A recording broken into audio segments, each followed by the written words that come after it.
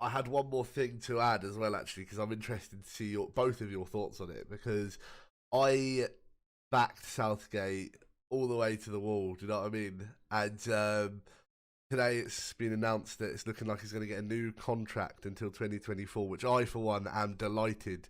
But I'd be interested to hear both of your takes, because after that Scotland game, you both wanted him out. Well, let's just wait until we see what happens against Germany, shall we? No, it's a tough one because I react so emotionally to football. If he goes on and wins us this tournament, I will praise him until the cows come home, and kiss the ground that he walks on. I was the same with Graham Potter. I am the first person to stand up and say that I was wrong in an opinion, and if he proves me wrong, then great.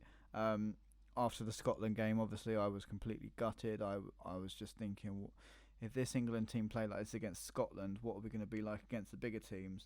But then, as I said earlier, when I look at it with a level head, I feel like we can probably step up against those bigger teams. So yeah, I'm a bit of a weird one when it comes to football and how I react. But yeah, I think it's just a case of whether he proves me wrong or not. I'm not 100% for Southgate, and except for when we lose, I'm not Southgate get out and never manage my country again. Ryan, what do you think of Southgate's new contract? Well, from what I've read, he was told before these Euros that whatever happened, his job was safe. And I think that's like going to an incompetent employee saying it doesn't matter if you shat yourself in your desk, go and eat the fish from the tank, and then go and slap every patron of the business. We're going to give you a new deal.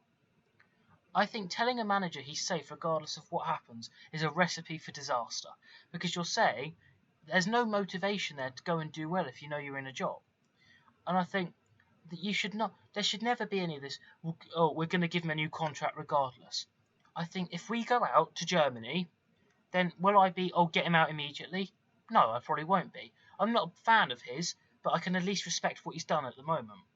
However, if then, I think you give him until 2022. It's only a year away at this point, and if we flop at that World Cup, he's got to go. Because what you're saying is if we go out the round of 16 here, and we flop at the next World Cup in whatever stage, go out group stages or round of 16, you're saying to him, right, then you've got another tournament. By then, it will have been, what was it? It will have been kind of, the semi-finals at the World Cup, I still say was very fluky. Then it will come to this, we'll have done poorly. Go to the next World Cup, do poorly. When do you call for an England manager with arguably the most talented squad that we've had in years and years and years? When do you draw the line and say, right, you can fail at this many major tournaments and he'll still give you a job? Because at this rate, by the time I get my free bus pass, he'll still be wheeling out Jordan Pickford on a basis. So I think you have to decide, we've got the most talented England squad that we have had in a long, long time. No one should be debating that. So how many chances do you give him if he fouls up here?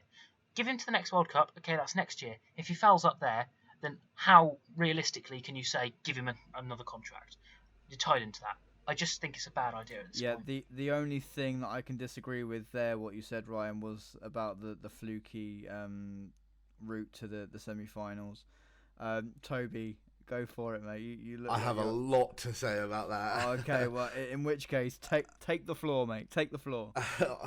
I want to just pick the first part apart, which was when you say that this is the most talented England squad we've ever had, which I would kind of disagree.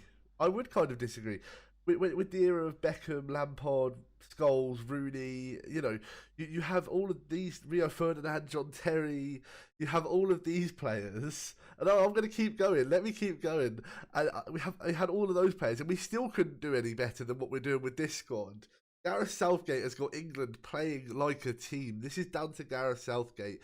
And I completely disagree with giving him the extra motivation of keeping his job. I think it's good that the FA shows some faith in him. He missed a penalty that cost England, and that has been over him his whole life. I recently watched something called The Boys of '96, where someone's getting all of the England players back together for a reunion, and he's gone around and spoken to almost every England player. It's from Sky Sports on their YouTube channel. I'd highly recommend it. And every player has said, Gareth Southgate is just football mad. He doesn't look it. He looks a little bit like a nerd, a little bit like a geek, but he is football mad. I think you give him the backing, you give him the belief, which he has never had before because of that penalty miss, and he takes it all the way home for us. I think with that belief, there's less pressure on him, which means that he knows that he can experiment and he might not get stuff right, but he's only human, and he knows that from his penalty miss. I think he's got this England team playing together like never before. The whole nation has come together like never, ever before. I think that Southgate keeps the job for the next 10 years if I could give it to him, because not winning a tournament is not a failure.